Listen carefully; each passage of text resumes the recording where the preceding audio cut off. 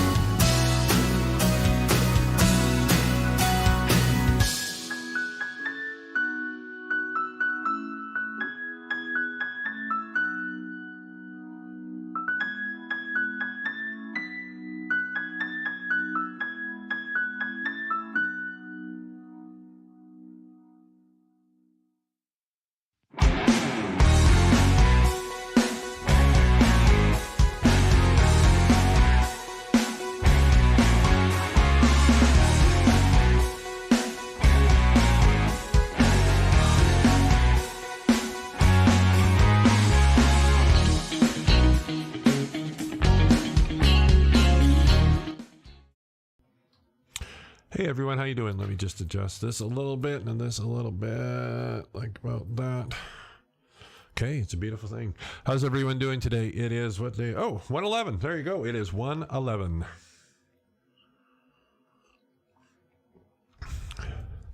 It's called the Law of Attraction, not the Law of Command and Conquer. Hey, I said that right in the intro. I totally destroyed it.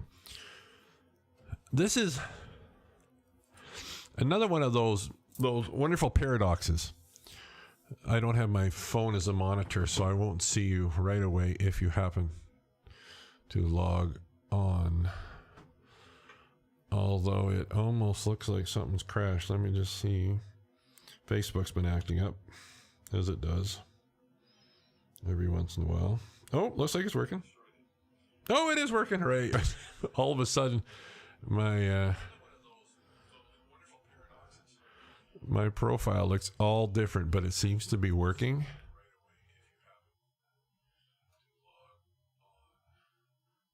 Yep, I guess it is. Okay. Here we go. Anyway. It's called the Law of Attraction, not the Law of Command and Conquer. One of those paradoxes that we learn to work with. But when you understand it, it makes a lot more sense. This is something that I included actually in the manifesting manual. The title is exactly that. It's the Law of Attraction, not the Law of Command and Conquer. Another way to look at it is the power of not quote unquote trying, the power of not the forcing, flowing versus forcing. I mean, we hear there's all sorts of phrases that kind of fit with that.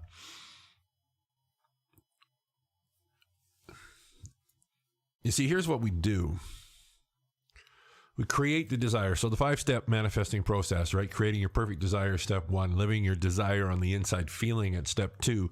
Step 3 is managing resistances. And this can kind of slip into that one. Step 4 is taking inspired action. Step 5 is celebrating your victories. So what we have a tend to do, because we have a desire, right? We have desire. We want to see it manifest out here. So then we get into this almost like a chasing mode, where we've got a desire and then we start to chase it, or if you will, hunt for it. Now, I was listening to another teacher just not that long ago, and he talked about how our mind, and it kind of fits with this. I like the way he talked about it, that how our mind is kind of designed, our thinking processes, let's put it that way, is very much duality. Right? Less, more, hot, cold, enough, not enough, all that type of thing. And he kind of paralleled that with this. And he says, so if you are in that I'm chasing this thing that I don't have, what you're actually going to do is the other half of that, of course, is you don't have it. Right? So because you're chasing something that you don't have, you're actually chasing it away. Through the very fact that you're chasing it, you're trying to make it happen, you're looking for it, which makes sense.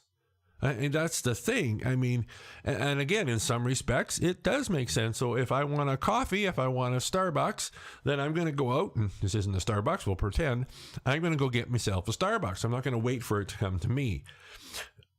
But when we're working with manifesting our desires, we're working with a different set of parameters. And so step 2, which is living your desire on the inside, that feeling of, feels good. Remember, the desire is something that has already happened. I already have my coffee. I'm not having it. I'm not finding it. I'm not chasing it.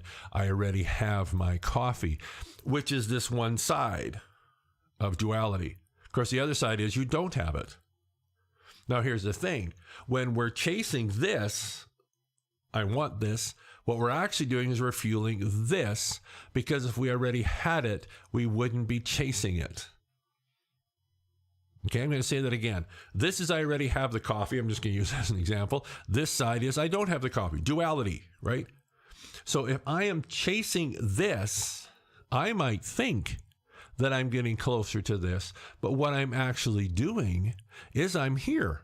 Aren't I? I'm in this. I don't have it, because if I had it, I wouldn't be chasing it. And this sounds like it's just kind of a play on words, but these things are so crucial when you're manifesting. You're vibrating and radiating, I already have it. Because you already have it, resist the urge to chase it. Because by definition, chasing something is going to chase it away from you, because command and conquer doesn't work here.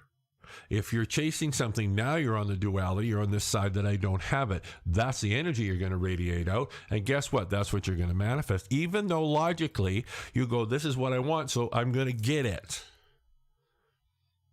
I'm going to chase after it, which is a really effective way. Boy, I need more coffee to chase it away, not draw it towards, because, and I'll log off with this because this was just a thought in my head. I wanted to get it out there. Because you're not chasing or conquering, if you will, anything. That's this side of duality where I don't already have it. You want to just, as best you can, sit in this position of I already have it. The law of assumption, Neville Goddard talks about it all the time. I already have it.